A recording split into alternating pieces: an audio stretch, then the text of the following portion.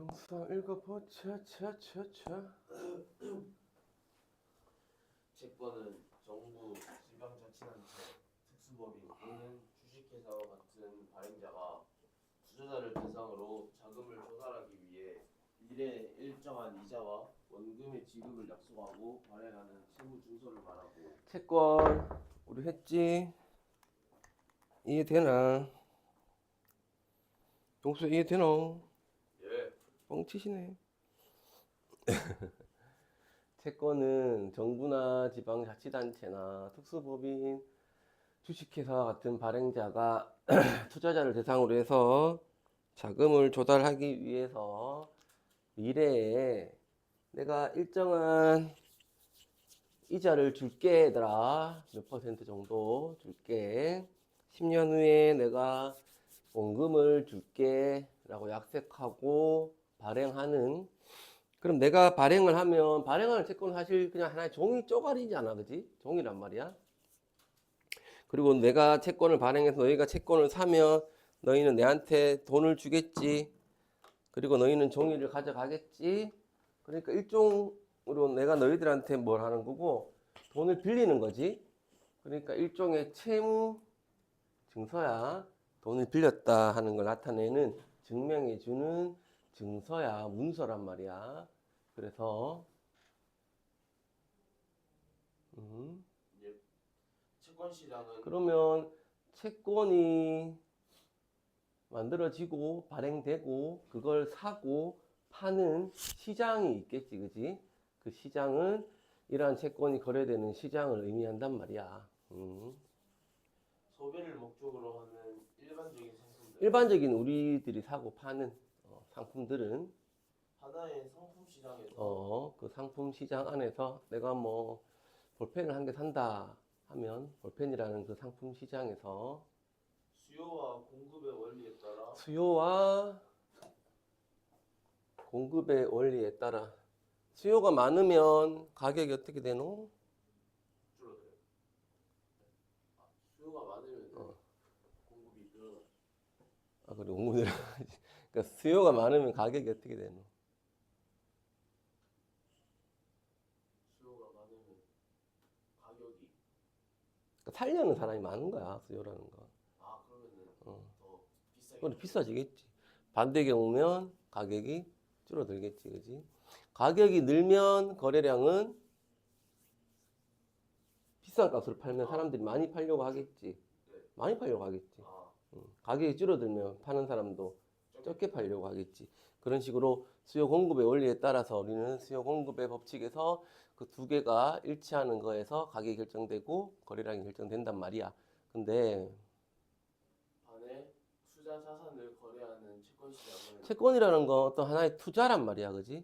어떤 투자 자산이라는 채권을 거래하는 그 채권 시장은 신규로 발행된 채권이 최초로 거래되는 발행 시장과 발행 시장은 쌤이 처음으로 신규로 채권을 발행해서 자, 이 채권 살 사람 해서 맨 처음 거래되는 게 발행 시장이고, 내가 신규로 발행한 채권을 병수가 샀어.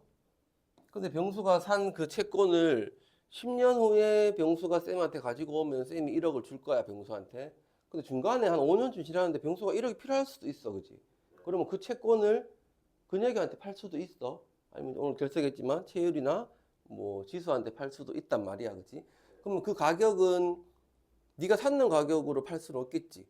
뭐 더 싸게 팔 수도 있고, 뭐 경우에 따라서는 더 비싸게 팔 수도 있고, 그지? 그런 식으로 발행된 채권을 대상으로 투자를 하려고 하는 투자자들 간의 매매가 이루어지는 게 유통시장이야. 시장이 두 개가 있다고 생각하면 될 거야. 채권이 최초로 발행되어 투자자에게 판매되는 발행 시장에서의 채권 물량과 가격이 결정되는 방식은 근데 맨 처음에 이제 쌤이 만들어서 너희들한테 자, 내 채권 사세요 라고 했을 때 그 채권의 물량, 은혁이는 얼마치 살 거야? 쌤이 이제 총 채권을 1억치를 팔 거야.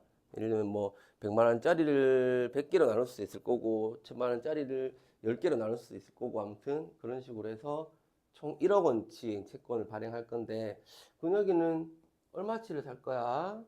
그리고 근혁이는 얼마에 살 거야? 이 가격, 물량을 결정하는 방식이 있어. 뒤에 배울 거야, 우리가. 그래서 내가 읽어보라 한 거야. 자, 방식은 유통시장에서의 구급과는 상이하게 이루어진다. 유통시장에서 물량과 가격이 결정되는 방식과는 좀 다르게 이루어질 거야. 채권의 발행시장과 유통시장은 가끔 도매시장과 소매시장에 빗대어 설명되기도 한다. 발행시장을 도매시장으로 생각하면 될 거고, 유통시장을 소매시장으로 생각하면 될 거야. 도매, 소매를 잘 모르는 애들이 많던데, 애들 중에 고3인데. 우리 애들은 다 알지? 왜? 알죠? 뭔데?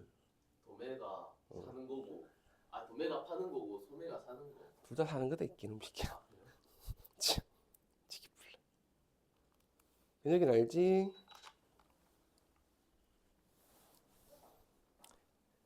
각 슈퍼가 있어, 얘들아. 예를 들면 침산동에 이제 슈퍼가 있어. 그러면 슈퍼에 사장님들이 어디 가서 물건을 사와야 될 거 아니야. 네. 그럼 어디 가서 물건을 샀을 때 예를 들면 볼펜을 산단 말이야. 한 자루씩, 두 자루씩 사나? 아니요. 그럼 얼마 사겠노? 한 묶음씩. 한 묶음씩 사겠나? 뭐 한 박스, 10박스, 뭐 100박스 이래 사겠지. 네. 많이 사겠지. 네. 각 슈퍼의 사장님들은 뭐 음료수도 그렇고 공책도 그렇고 필기구 뭐 볼펜도 그렇고 많이 산단 말이야. 근데 가격을 싸게 사겠나 비싸게 사겠나?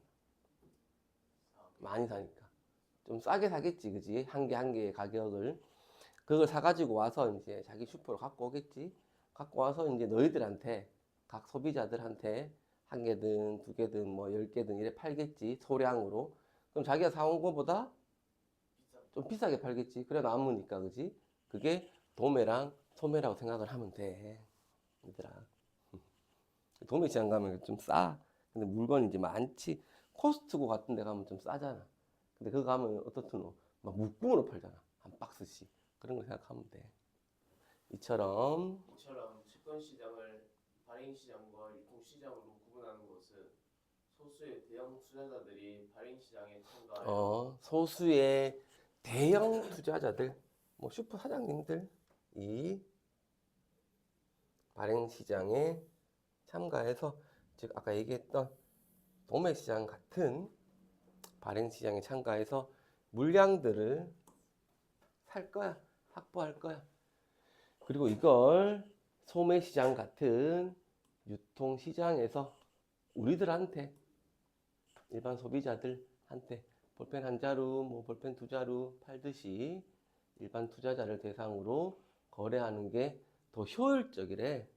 우리가 직접 가서 사는 것보다 이런 것들이 더 효율적이라는 경험에 따라서 시장을 두 개로 나누는 거래. 가보자. 채권 발행 시장에서의 거래 방식은 매수인의 특성 및 자금의 규모에 따라 사모 채권 발행 시장에서 이제 우리가 거래를 하는 거래 방식을 볼 거야, 이번에는. 매수인의 특성, 사려는 사람의 특성, 그리고 그 발행되는 채권 자금의 규모에 따라서 사모 발행, 공모 발행으로 구분될 건데,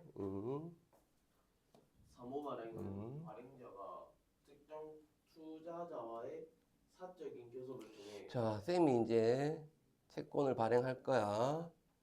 특정 투자자가 있어. 병수하고 이제 사적으로 얘기를 해서, 병수야, 내가 지금 돈이 없는데 채권을 좀 발행하려고 하는데 내 채권을 만들면 네가 좀 사주라 라고 이제 뭐 사적으로 교섭을 하는 거야.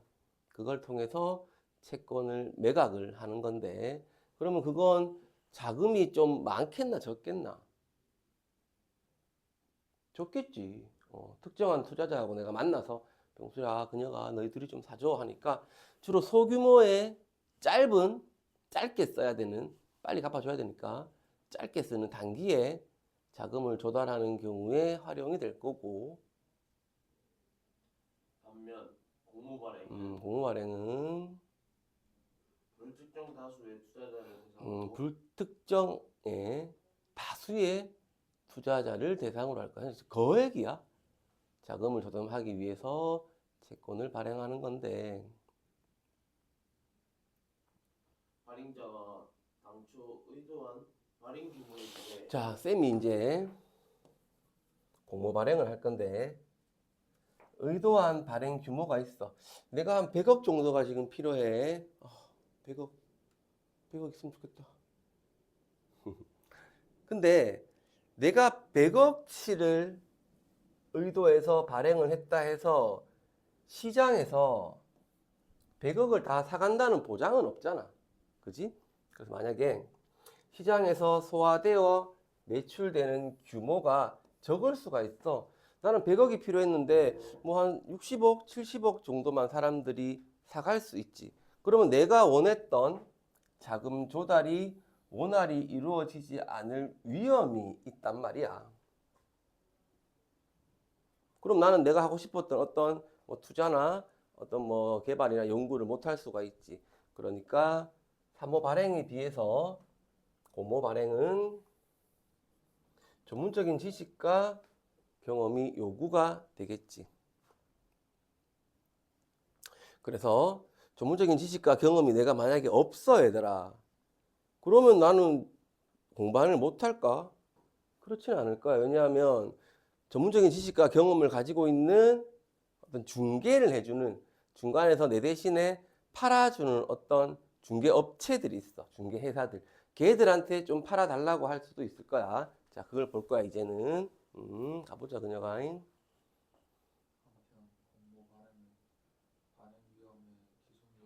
아까 얘기했잖아. 어떤 발행 위험들, 뭐, 의도한 발행 규모에 비해서 시장에서 소화되어 매출되는 규모가 뭐 적을 수도 있는 어떤 위험들을 누구한테 기속을 시키느냐, 누구한테 집어넣느냐, 누구한테 부담을 주느냐에 따라 직접 발행, 간접 발행이 있는데, 직접 발행은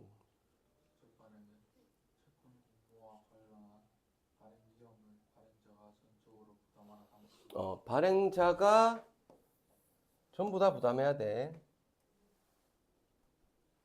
간접 발행은 중개 회사가 채권을 인수함으로써 발행 위험의 일부 또는 전부를 부담하는 방식이다. 간접 발행은 중개회사가 내가 쌤이 발행자가 의도했던 발행했던 채권을 다 인수를 해줘. 그래서 발행 위험의 일부 또는 전부를 부담해 주는 거야.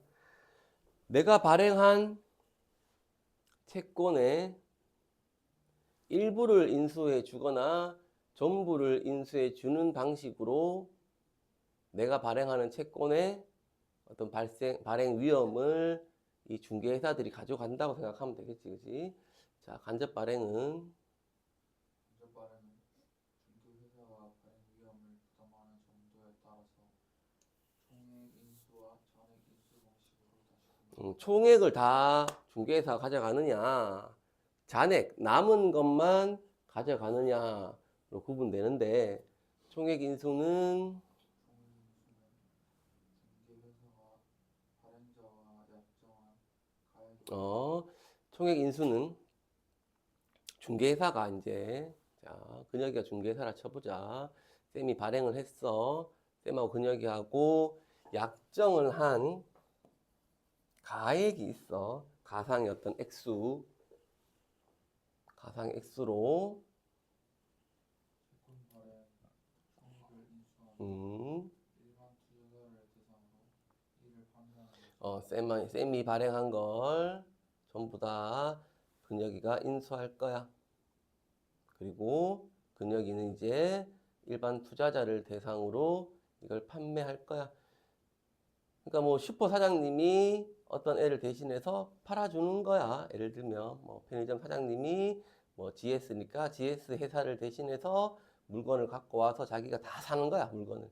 사가지고 와서 투자자들한테 이제 일반 소비자들한테 파는 거야. GS라는 그 회사를 대신해서. 중개 회사의 인수는 그러면 이제 중개회사 근혁이가 쌤한테 사간 가격이 있을 거고, 일반 투자자의 판매 가격 간의 차이. 근혁이가 일반 투자자들한테 파는 판매 가격이 있을 거야. 이 두 개는 차이가 있겠지. 똑같이 팔진 않겠지, 근혁이는. 차이는 중개회사가 전액 부담하는 중개회사가 전액 부담을 할 거야. 중개회사는 많이 팔기 위해서 좀 더 싸게 팔 수도 있을 거고, 그렇지? 자기들이 내가 1,000원에 갖고 왔는데 내가 한 950원 정도에 팔아야 되겠네라고 할 수도 있어. 근데 50원 정도의 마이너스가 되는 건 그냥 내가 부담해야지 할 수도 있어. 그러면 중개회사는 뭐가 남아요? 할 수 있는데 쌤이 근혁이한테 한 개를 팔아주면 60원을 줄게 그랬어 만약에. 그럼 근혁이는 50원을 싸게 팔아도 10원이 남지. 그런 경우도 있기 때문에 중개회사가 전액을 부담을 할 거야. 이에 비해 잔액 인수는 발행자와 약정한 가액으로 1차적으로 발행자의 명의로 일반 투자자에게 판매한다. 발행자의 명의로 일단 먼저 팔 거야. 팔았는데 판매되지 못한 자녀분의 말 그대로 잔액 인수니까 판매되지 않은 자녀분, 남아있는 잔액에 대해서 중개회사가 인수해서 처리를 해주는 방식이야.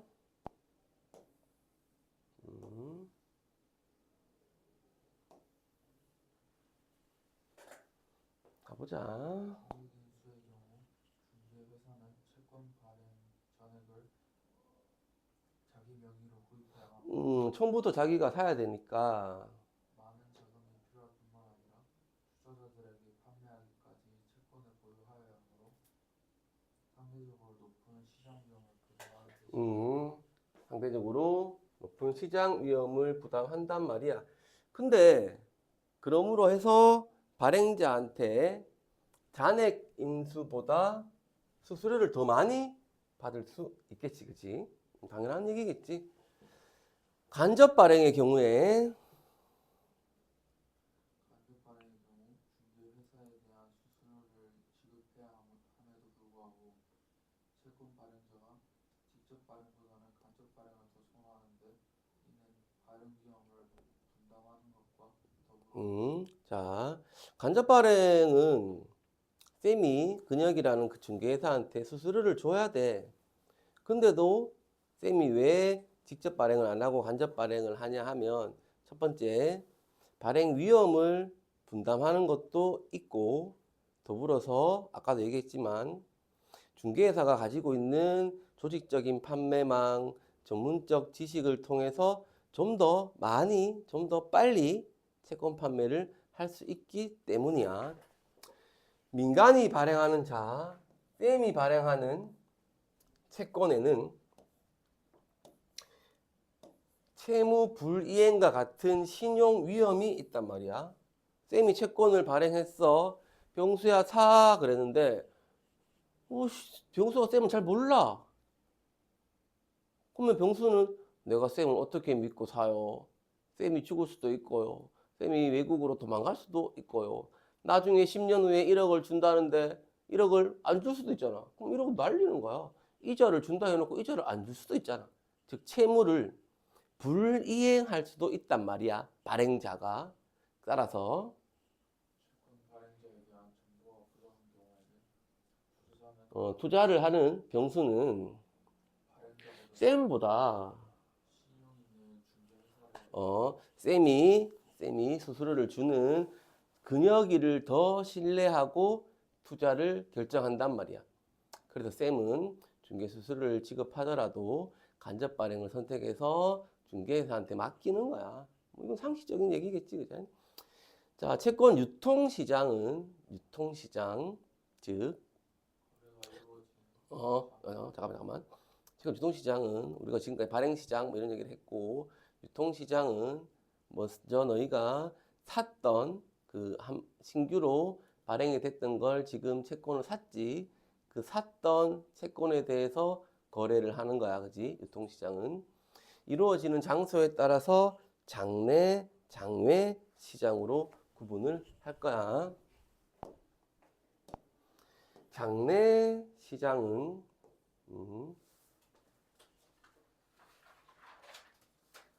장내 시장은 거래소 내에서 다수의 투자자가 매매하는 방식. 장이 거래소라고 생각하면 돼. 장내니까 거래소 내에서 다수의 투자자가 매매하는 방식으로 거래가 체결되고, 장외니까 장외는 거래소 외겠지, 그지?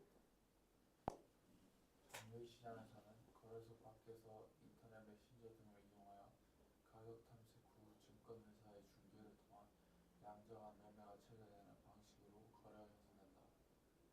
채권은 주식과 달리 만기가 있는 금융상품으로 채권은 주식과 달리 만기가 있는 금융상품이야. 요거 이해되나? 평소 안 되나? 했잖아, 아까 전에. 채권을 쌤이 처음에 발행할 때 미래의 원금 지급을 약속을 하잖아.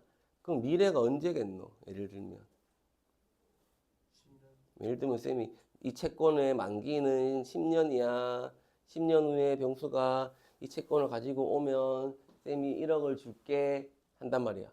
그럼 병수는 최대 그 채권을 언제까지 가지고 올 수 있어? 가지고 있을 수 있어. 10년 동안 가지고 있을 수 있잖아. 그러니까 만기가 있다고. 딱 차는 기간이 있단 말이야. 그러니까 끝이 있는 금융상품이라 이 말이야.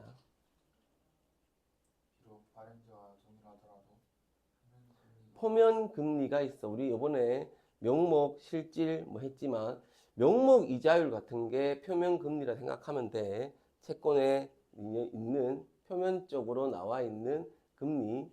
이 채권을 가지고 있는 사람한테는 내가 몇 퍼센트의 이자를 드리겠습니다 하는 거.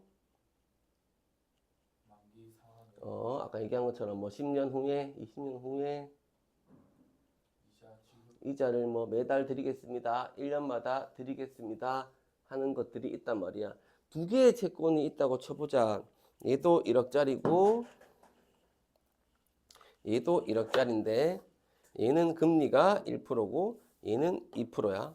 근데 얘는 만기가 2년 남았고 얘는 만기가 10년이 남았어.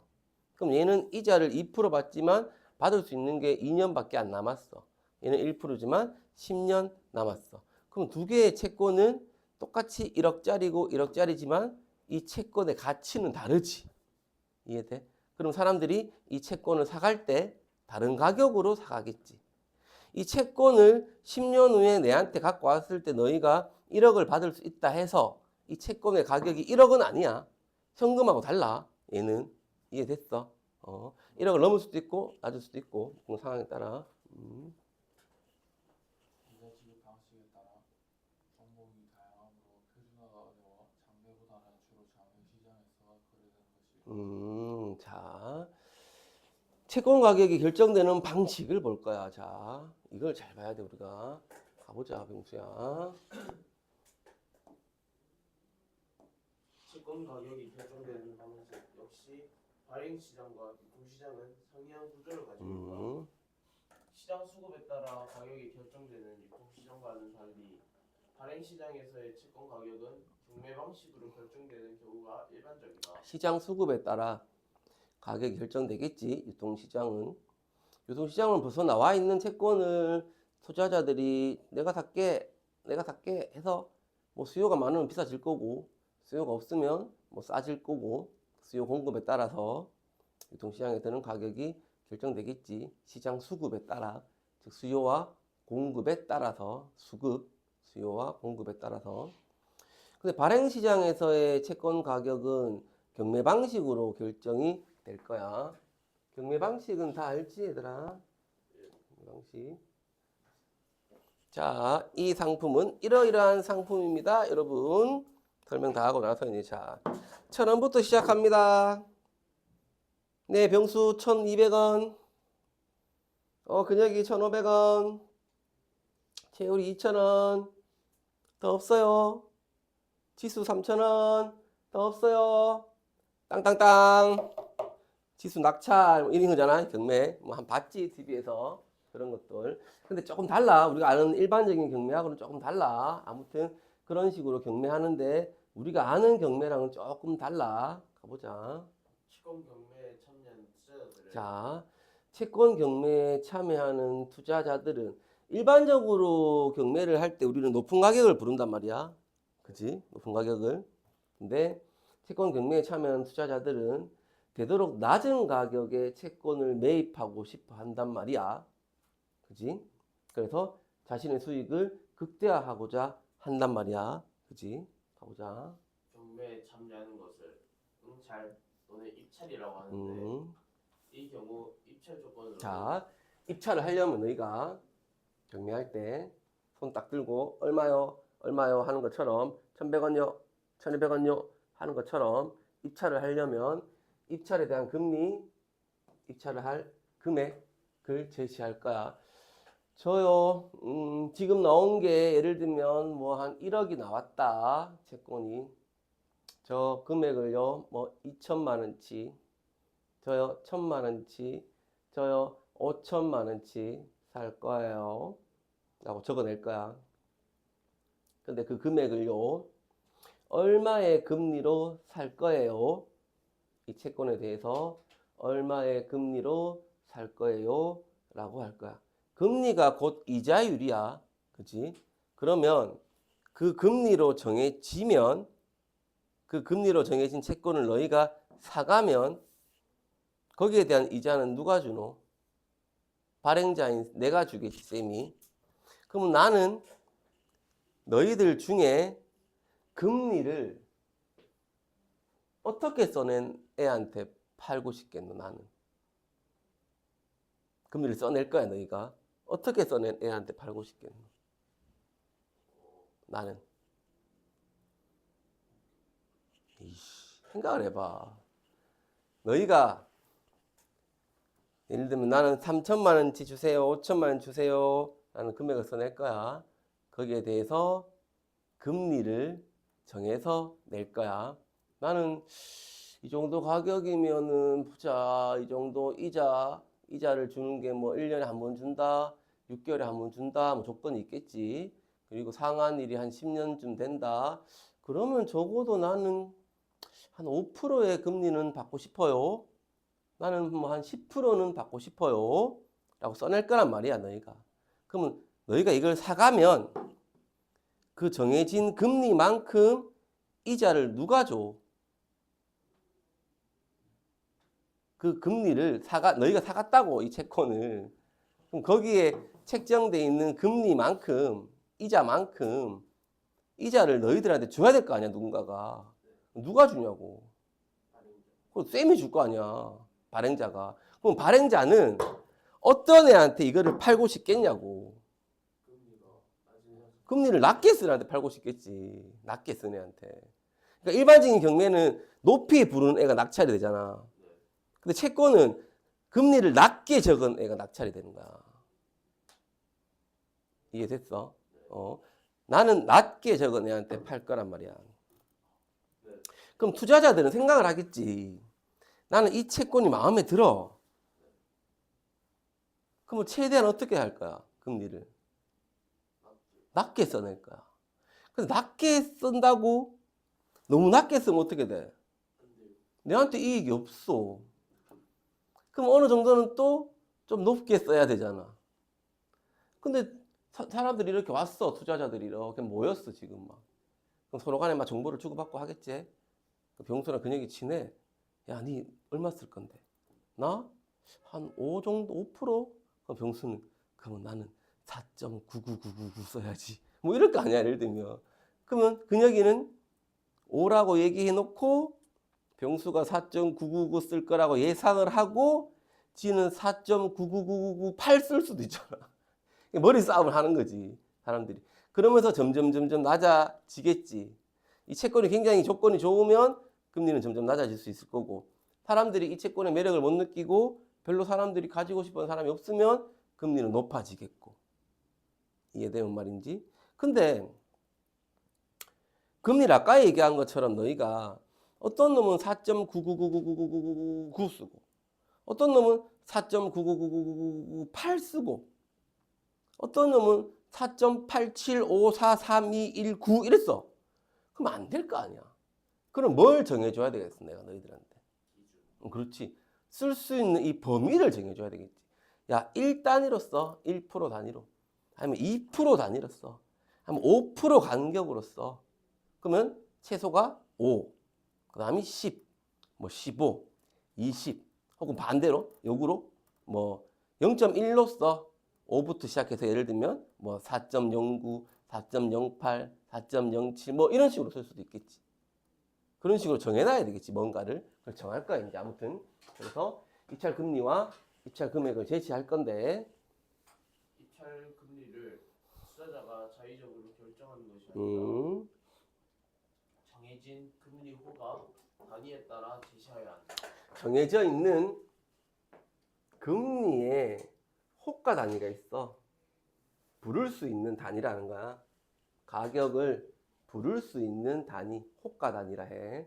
부를 수 있는 단위가 있어. 자, 최대 5입니다, 여러분. 최대 5부터 0.01 순으로 불러주세요. 적어주세요. 하면 5부터 사람들이 4.0, 4.99, 뭐 4.98, 4.97, 4.96 하겠지. 0.1로 해주세요. 하면 5, 4.9, 4.8, 4.7. 자, 1.5로 해주세요. 5, 4.85, 4.7, 4.5, 4.4 뭐 이런 식으로 되겠나? 그럼 호가 단위를 정해줄 거야. 입찰 결과 채권을 배정받는 경우를 낙찰되었다. 땅땅땅 낙찰됐습니다. 이 경우 입찰 금리와 낙찰이 된 금리, 입찰 금액은 낙찰이 된 금액이 낙찰 금리, 낙찰 금액이 되는 거야.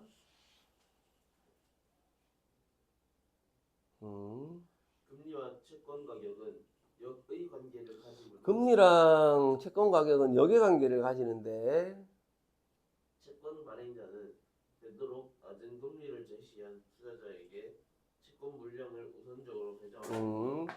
채권을 발행하는 사람이 예를 들면 1억치를 발행했어. 가장 낮게 제시한 투자자가 5천만 원이 필요하대. 그럼 5천만 원 팔 거야. 그 다음 사람이 3천만 원 필요하대. 3천만 원 팔 거야. 그 다음 필요한 사람이 3천만 원이 또 필요하대. 그러면 그 사람은 2천만 원밖에 못 사는 거지. 그리고 네 번째로 낮게 제시한 사람은 사고 싶어도 못 사지. 그러니까 투자자들은 굉장히 신중하게 금리를 적어낼 거고 채권 발행자는 낮은 금리를 제시한 투자자부터 물량을 우선적으로 배정해 줄 거야. 그래서 자기가 처음 원했던 발행 물량, 내가 1억이면 1억, 뭐 10억이면 10억, 자기가 필요했던 어떤 자금 조달을 위해서 발행했던 물량을 소화해 나갈 거야. 입찰에서의 경쟁이 높아질수록 여러 사람이 얘들아 경쟁을 해. 많은 사람들이 입찰을 하려고 해. 그러면 너희들은 높게 써낼 거야? 낮게 써낼 거야? 낮게 써내겠지, 그지? 그래야 내 차례가 올 거 아니야. 그러니 입찰에서 경쟁이 높아지면 금리는 낮아져, 입찰 금리는. 발행된 채권 물량은 입찰 금리가 낮은 순서부터야. 잘 기억해놔. 낮은 순서부터 높은 순서로 올라가면서 높은 순서로 올라가면서 입찰에 참여한 투자자에게 단계적으로 배정된다. 채권 발행액이 모두 소화되는 경우는 자, 모두 소화가 됐어. 1억 원치가 모두 소화됐어. 그 수준에서의 입찰 금리를 딱 모두가 소화되는 딱 그때의 입찰 금리. 모두 소화되지 않았을 경우 모두 소화가 덜 됐어. 그럴 때는 입찰 금리 중에서 가장 높은 금리가 최고로 높은 낙찰 금리라고 할 거야. 우리는 가보자 그녀가. 발행 시장에서의 채권 가격이 효율적으로 형성되고 경매 수익을 제고하기 위해서는 응찰률을 충분히 높여야 사람들이 많이 참여해야 되겠지, 그지? 뭐 한두 명 와갖고 답이 없겠지. 이를 위해 경매 방식에는 단일 가격, 복수 가격 및 차등 가격 낙찰 방식이 존재합니다. 단일 가격 말 그대로 하나로 한다 이 말이겠지, 그지? 단일 가격. 낙찰 방식에서는 최고 낙찰 최고 낙찰 금리가 정해졌어. 그럼 이게 경매를 청산하는 금리로 정해서 낙찰이 된 모든 물량에 이 금리를 적용해 줄 거야. 그럼 예를 들면 최고 낙찰 금리가 한 5%야. 그러면 나는 만약에 3%를 써냈더라도 내가 낙찰된 물량이 있다면 나는 5%의 금리를 적용받아서 살 수 있는 거야. 뭐 좋을 수도 있고 나쁠 수도 있고 그렇다, 그지? 반면 복수의 낙찰 방식의 경우는 기별 투자자가 제시한 금리에 인수 금액을 적용해 이건 말 그대로 자기가 써놓은 그대로 자기가 써놓은 그대로 적용을 받는 거야. 순차적으로 채권 미화소에 나간다. 한편 차량 가격 낙찰 방식은 단일 가격과 복수가격 낙찰 방식을 혼합한 것이다.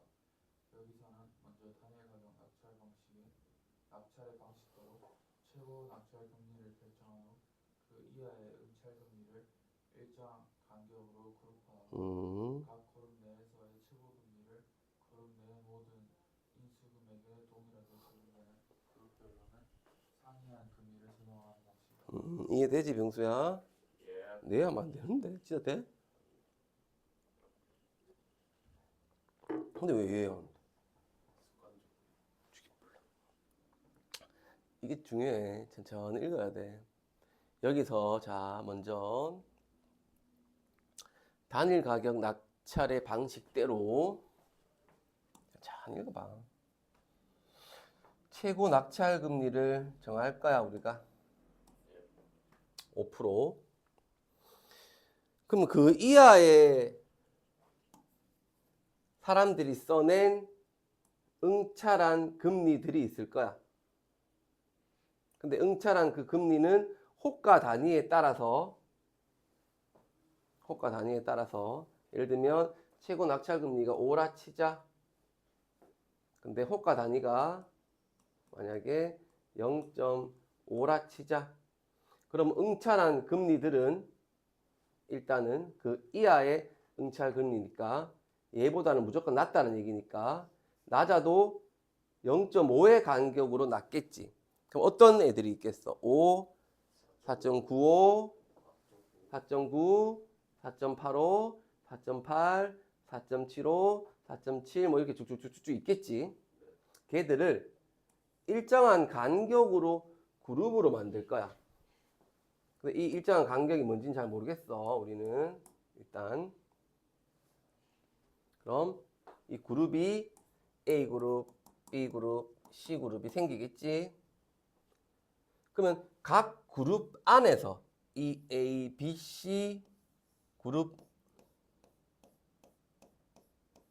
안에서 가장 높은 금리가 있겠지. 얘들 안에서도 가장 높은 금리가 있겠지.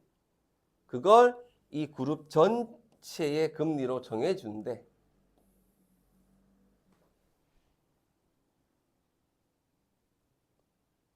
되나? 근데 그룹별로는 즉 A와 B와 C 얘들의 금리는 다 다르대. 예를 한번 들어볼까? 예를 들어서 예를 들어 입찰 시에 금리를 제시하는 단위, 즉 금리 호가 단위가 0.0 자 0.05로 부를 수가 있어. 포인트이고 최고 낙찰 금리가 5%. 최고로 높은 금리가 5%야. 그러면 응찰 금리는 지금 얼마가 있다는 얘기고 5, 그 다음 4.95, 0.05니까 호가 단위가 4.95, 4.9, 4.85, 4.8, 4.75 계속 해봐. 4.7, 4.65, 4.6, 4.5, 4.5, 4.45, 4.4 계속 해봐라고. 쭉쭉쭉 있겠지? 쭉 있겠지? 걔들을 자 그룹으로 만들 건데 그룹 안의 간격을 0.1로 만들 거래.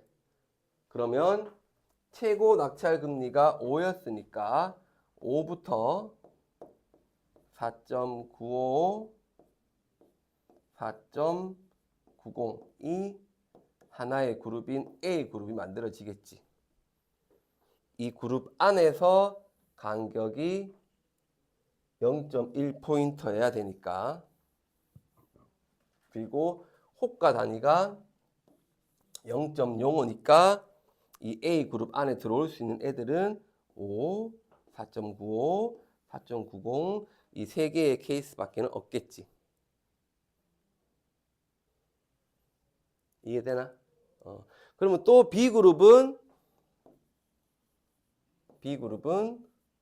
4.85, 4.80, 4.75. C 그룹은 4.70, 4.65, 4.60 이런 식으로 그룹들이 막 만들어지겠지. 그리고 각 그룹은 A와 B와 C 그룹 안에 있는 애들은 그 그룹 내의 최고 금리 5, 4.85, 4.70의 적용을 받겠지. 그럼 내가 A 그룹인데 나는 4.90을 써냈더라도 응찰금리로 내가 A 그룹에서 만약에 낙찰이 된다면 나는 5의 금리를 적용받겠지. 됐어? 그 다음에 과학기술 몇이지 그게? 뭐요? 9.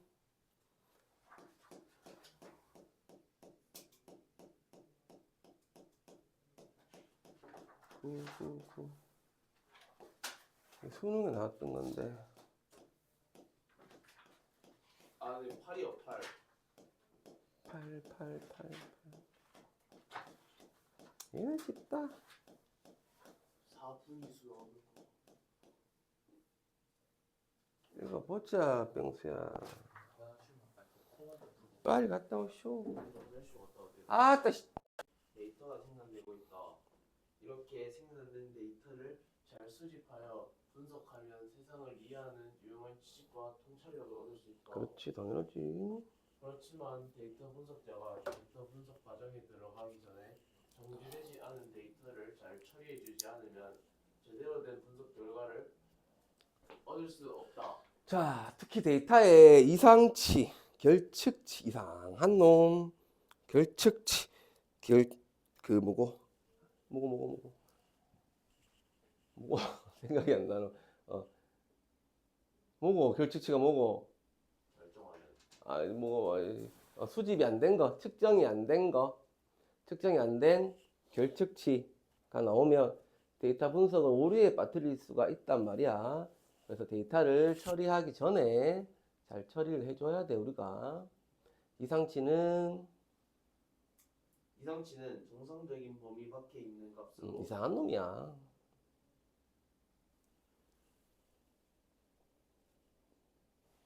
읽어라, 부뜩. 단 하나라도 존재하면 분석 전체에 큰 영향을 미칠 수 있다.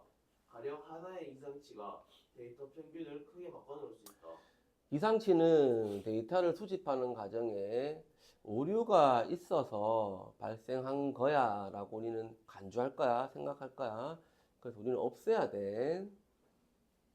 이상치를 이해하기 위해서는 데이터의 분포를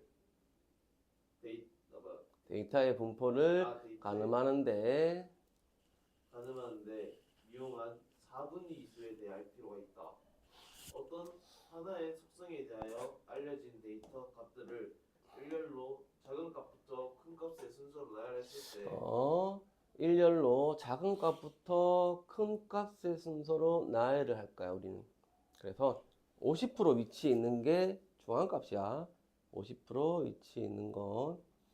자, 크기가 같은 값이 복수일 경우에 2개 이상일 때 모두 순서를 따질 거야. 얘들도 순서를 따질 거야. 만약 개수가 홀수다. 항상 뭔가 읽을 때 이게 나오면 숫자를 정해버려. 몇 개로 갖고?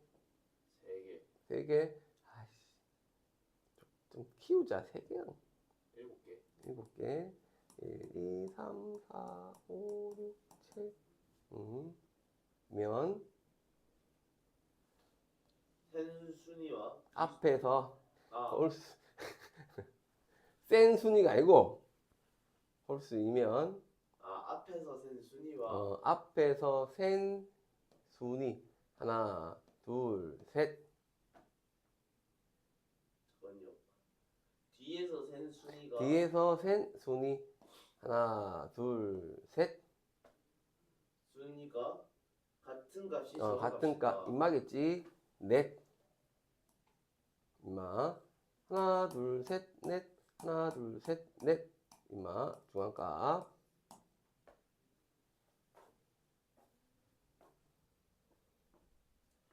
중앙값보다 중앙값이다. 중앙값이다. 정신 안 차릴래. 니 혼자 읽을 때 자꾸 이래 읽으니까 문제를 못 푸는 거잖아. 자료 개수가 짝수이면 짝수다. 몇 개 할래? 6개. 6개. 2, 3, 4, 5, 6 이따 치자. 중앙에 있는 두 값의 평균이 중앙에 있는 두 값 뭐가 되는 얘들아? 3, 4의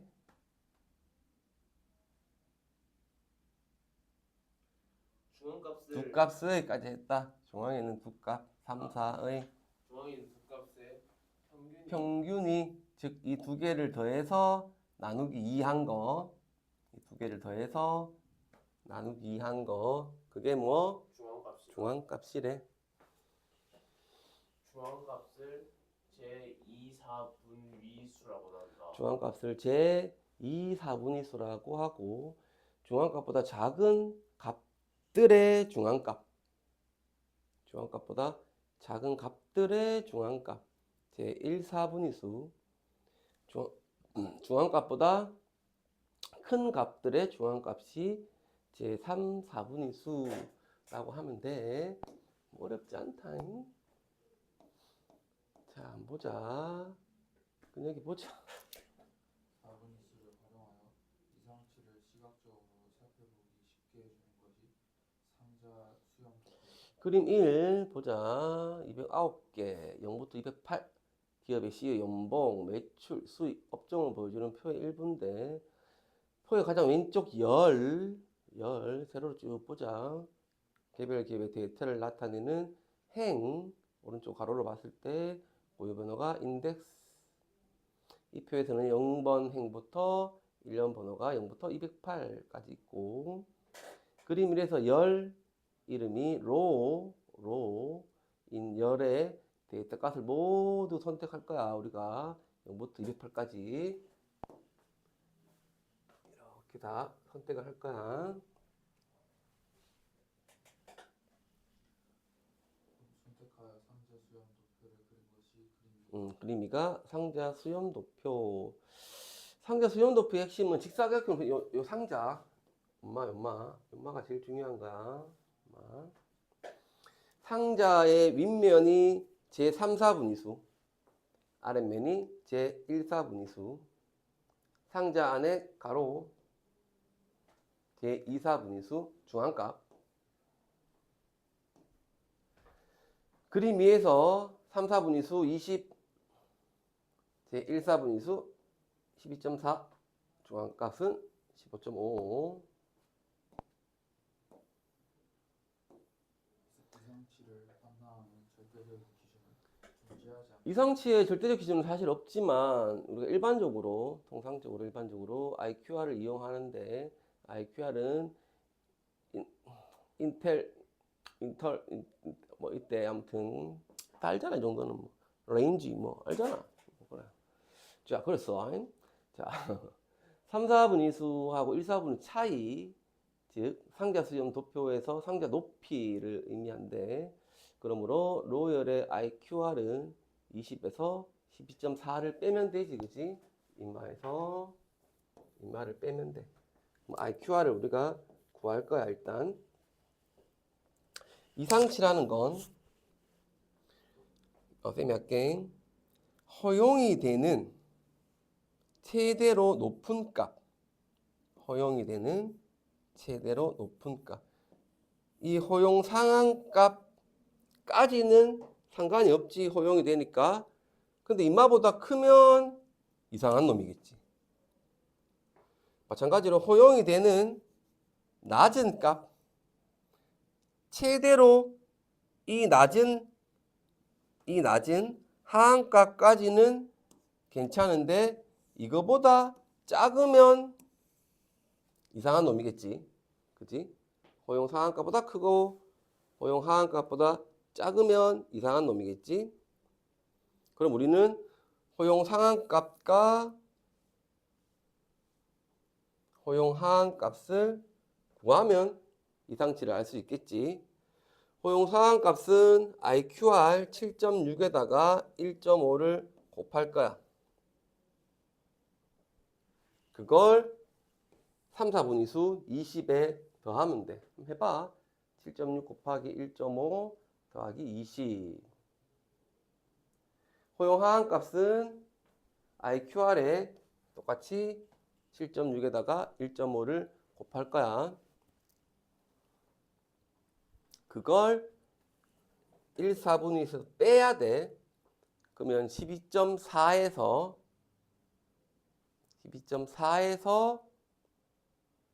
7.6 곱하기 1.5 한 값을 빼야 돼. 갈로에서 우리가 공식 해갖고 하면 되겠지. 산수야, 산수. 한번 해봐. 해보면 값이 나올 거고, 데이터 분포의 특성에 따라 IQR의 1.5가 아닌 다른 값을 곱해서 우리가 구할 수도 있는데, 더 높은 수를 곱하면 허용 상한값과 허용 하한값이 더 커질 수 있겠지, 그지? 그러면 오차 범위를 더 넓혀주는 게 되는 거고, 적은 수를 만약에 이렇게 곱해버리면 허용 상한값과 허용 하한값이 더 작아지니까 더 정밀하게 구하겠지, 그지? 오차 범위를 더 줄이는 거니까. 어떤 값을 곱하는 것이 좋은 선택인가는 이상치를 제외하고 수행한 분석이 얼마나 정확한 예측을 가능하게 해주냐로 판가름 나게 되는데, 뭐 사람이 목숨에 관련된 거다 뭐 이러면 굉장히 오차가 줄어야 될 거고, 뭐 그렇지 않은 경우는 상황에 따라서 좀 더 오차 범위를 넓혀도 되겠고, 이러면 이제 우리가 이걸 정한다는 거야. 자, 계속 가보자. 로열에서는 그녀가 로열에서는 허용 상한값은 20 더하기 7.6 곱하기 1.5는 31.4이고 나오더나 한번 해봐래. 허용 하한값은 12.4 빼기 7.6 곱하기 1.5는 1.0이다. 그림 위에서 상자 윗면에서 나와 허용 상한값까지 한번 보자. 여기 줄 위로 꺼져, 상자 위 줄 꺼져 있는 놈. 또 상자 아랫면에서 나와 허용 하한값까지 밑으로 나와 있는 거. 뻗어 있는 직선을 수렴이라 수염이라 해. 그러므로 위쪽으로 뻗은 수렴의 끝은 허용 상한값을 표시하고 아래로 뻗은 수렴의 끝은 허용 하한값을 표시한다. 보자. 여기까지가 허용 상한값, 여기까지가 허용 하한값. 근데 지금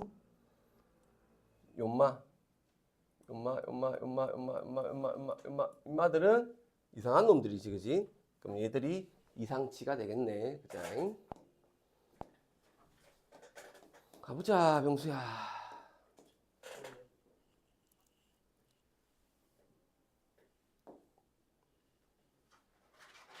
결측치는 데이터의 값이 빠져 있는 것이다. 결측치가 있으면 데이터 분석 프로그램이 작동되지 않는 경우가 빈번하다. 작동이 안 돼, 얘는. 가령 결측치가 있으면 해당 열의 평균을 계산하지 못한다. 그러므로 본격적인 분석에 들어가기 전에 결측치를 처리해 주는 것이 중요하다. 그림 3에서 10행의 정보를 갖는 데이터를 보면 10행.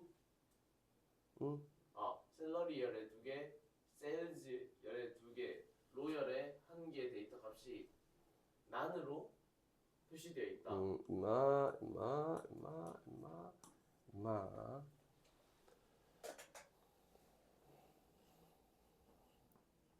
나는 not a number의 Your number. 약자로 어떤 이유로 해당 수치가 알려지지 않은 결측치에 해당한다. 그럼 결측치는 삭제, 대체를 할 거야. 삭제는 말 그대로 결측치를 포함하는 행위나 열을 삭제하는 거야. 가로로 빼든지 뭐 세로로 빼든지. 이 과정에서 다른 데이터 값도 함께 삭제되면서 음, 정보의 망실이 일어나기 때문에 정보가 없어져 버리지. 잃어버리지 정보를 우리가. 주의해야 한다. 해당 행위나 열을 삭제해도 다른 데이터 값들이 충분히 많아서 데이터의 충실성이 지켜진다면 삭제를 시행할 만하다. 대체는 다른 값으로 결측치를 채우는 것인데 대체하는 값으로는 해당 열에 확보된 데이터 값들의 평균 또는 중앙값을 많이 사용하고 해당 값의 직전 행 또는 직후 행에 데이터 값 등이 사용되기도 한다. 그래 그럼 이해가 되나? 아, 아무튼 비슷한 값으로 바꾼다 이 말이야, 그지? 대체는 추가적인 정보의 망실이 일어나지 않는 장점이 있지만 대체하는 값으로 인해 데이터의 교란을 최소화하는 선택을 해야 한다. 여기까지.